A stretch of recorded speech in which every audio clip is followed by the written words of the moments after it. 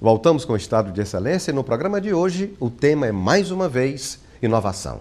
E para falar sobre esse assunto, o professor doutor Jefferson de Oliveira Gomes. Professor Jefferson, nós encerramos o bloco anterior falando a respeito de que a humanidade enfrentou muitas pestes, mas até isso ensejou inovação, né? O preservativo, por exemplo. O preservativo foi criado no século XVI, por um médico italiano chamado Gabriel Falloppio, após um surto de sífilis que ocorreu na Europa no século XVI. Quer dizer, hoje, além de proteger as pessoas de DST, ele também é um contraceptivo. Quer dizer, olha a dimensão dessa inovação. Quer dizer, a humanidade tem evoluído através desse fator chamado inovação. Eu gosto que você coloca no século XVI, que é um momento, o século XVI é um momento em que o ser humano começa a se colocar, e as pessoas podem discutir a respeito disso, mas ele começa a se colocar no centro da história. Você tem todo o desenvolvimento de uma sociedade centrada no ser humano, a partir disso. Ele só consegue desenvolver isso porque pela primeira vez a gente começa a entender o que acontece dentro do corpo.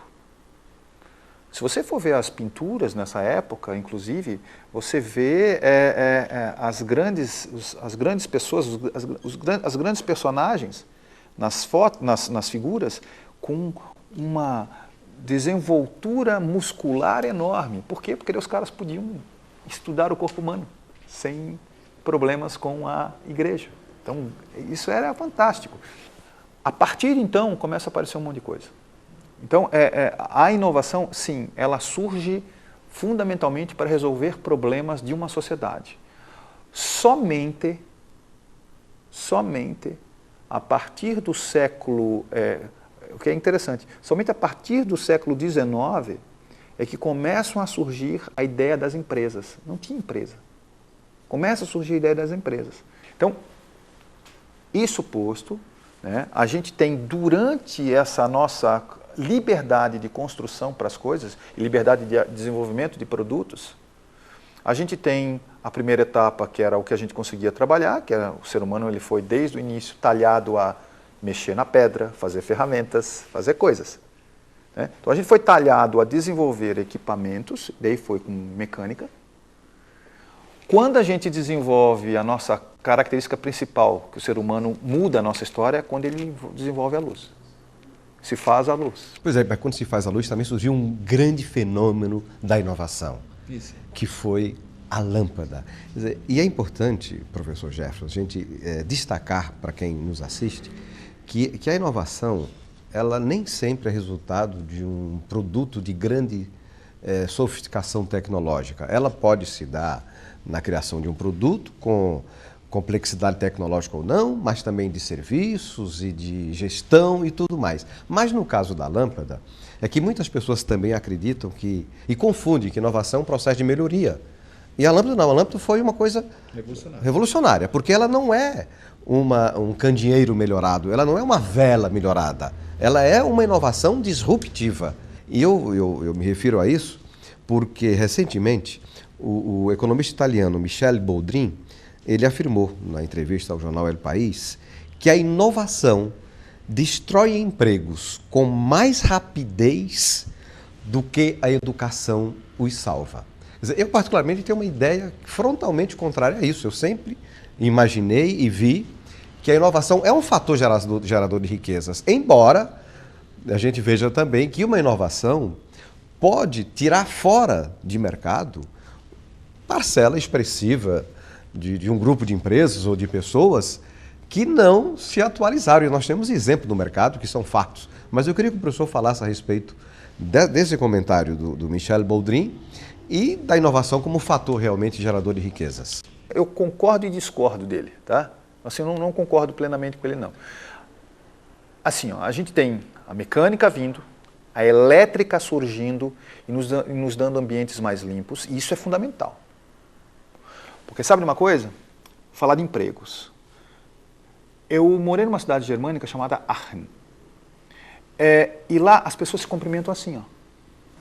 Para você saber que se a pessoa vende ar, esse comprimento assim. Sabe por que esse comprimento assim? Porque este era o dedinho que uma criança de 5 anos, 6 anos tinha que colocar numa máquina para pegar a agulha. Isso era um emprego. Esse emprego não existe mais. Aliás, então a elétrica, ela veio na cidade de Londres, na década de 50 do século passado, 6 mil pessoas morreram numa semana por causa de uma coisa chamada smog, que é uma mistura entre o fog, que é a nevoeiro que eles têm lá, com poluição das chaminés. Então, a eletricidade já existia, mas ela se tornou forte ao longo do tempo, limpando os ambientes. Só que ela não serve só para limpar os ambientes dando luz, ela serve, como você mesmo disse, para dar força, propulsão para as máquinas, e assim vai, ambientes menos ruidosos, e assim vai. Depois disso vem eletrônica, depois disso vem tecnologia da informação e agora vem conectividade. Então eu vou fazer um exercício contigo. Exercício simplório para a gente entender sobre empregos. Tá bom? Uma grande parcela de empregos. Você imagine uma profissão que você não quer, uma pessoa querida. Não é aquela profissão que você tem preconceito. Pois bem, imaginou essa profissão? Não precisa dizer qual a profissão que é. Essa profissão será automatizada. E ponto. E ponto. Acabou. Acabou a discussão. Com o desenvolvimento que a gente tem hoje, e agora acoplando a inteligência artificial para o desenvolvimento de máquinas autônomas, que são máquinas autônomas? Máquinas que tomam por si só a decisão de executar uma tarefa ou não. E a gente está caminhando a passos largos para isso. É importante isso. Robótica, muito forte, que ele fala muito de robótica, porque vai tirar empregos, que são muito fortes. Então, se a gente tem esse tipo de equipamento tirando as pessoas dessas zonas específicas, essa profissão será automatizada. Mas tem um outro fator. Todo mundo aprendeu a jogar aqui. Essa é uma geração, com pessoas de 40 anos de idade, todas elas, no mínimo, passaram com algum tipo de jogo. Essa é a nossa sociedade. E eu vou dizer para vocês uma coisa. Independente da qualidade da nossa sociedade, 89% dos nossos jovens no Brasil têm smartphone. Tá. Isso posto, olha só o que eu vou te dizer. Existe um conjunto de ferramentas que estão desenvolvidas hoje, em que você consegue, ferramentas computacionais, que são utilizadas no ambiente de trabalho, que você consegue gamificar, você consegue transformar num jogo. Então, a pessoa que escreve, você é jornalista, hoje eu consigo gamificar quem é mais rápido em escrever um texto do que outro. Eu consigo gamificar. E se eu consigo gamificar, eu consigo passar essa informação para uma central. Então, isso tem caminhado a passos largos para a questão, por exemplo, do home office. As pessoas vão trabalhar em casa, mas gamificadas. O cara que está trabalhando em casa vai ser comparado com o cara que está no outro lado, o cara que está no outro lado, e assim vai. Isso é um fenômeno. Vai tirar emprego? Vai.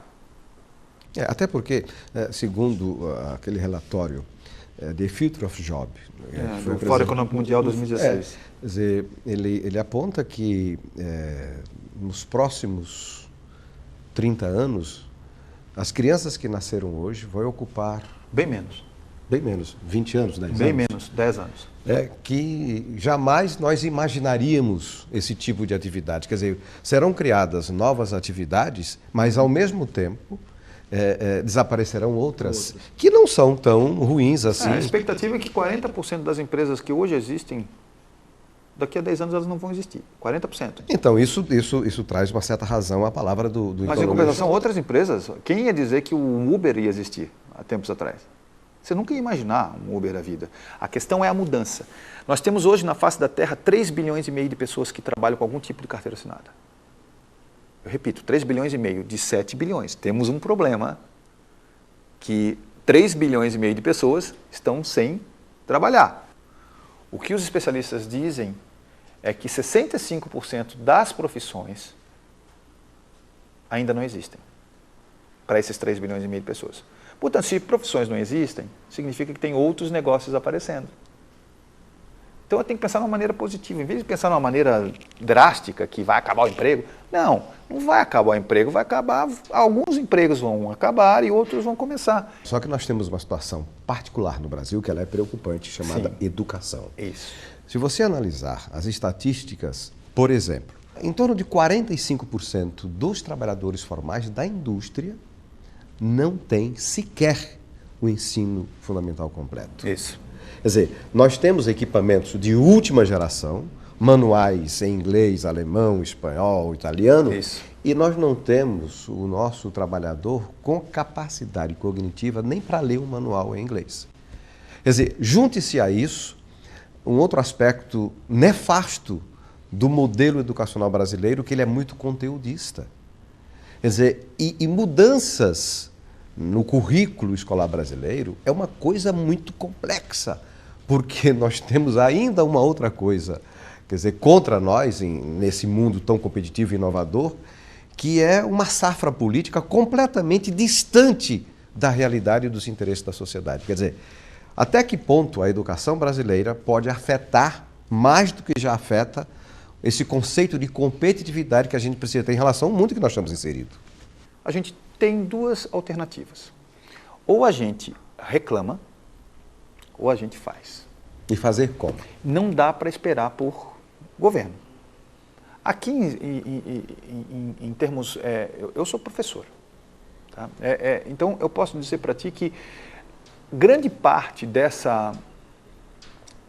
desse desafio está no professor.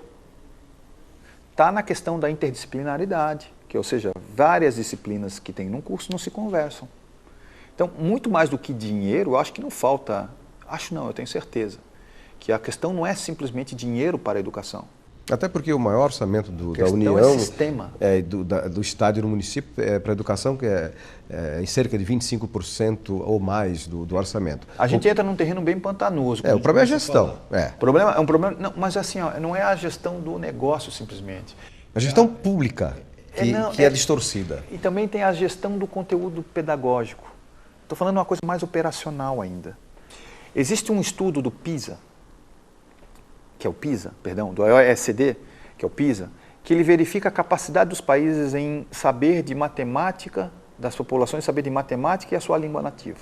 Os especialistas dizem que quando você consegue congregar matemática, conhecimento de matemática com a sua capacidade de comunicação, você diretamente consegue resolver melhor problemas. Então é para isso que serve o PISA. Não é para saber se um sabe mais matemática do que o outro. É saber qual é a capacidade dos países em resolver problemas. O Brasil vai muito mal nessa prova. Então o Brasil sabe resolver de maneira muito mal os seus problemas.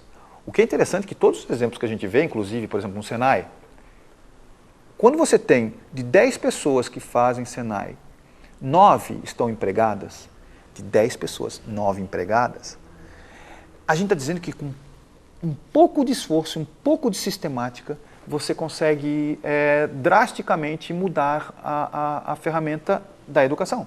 Até porque nós estamos prestes a entrar numa nova era, que é a era da indústria 4.0, mas é um assunto para o próximo bloco. Já voltamos.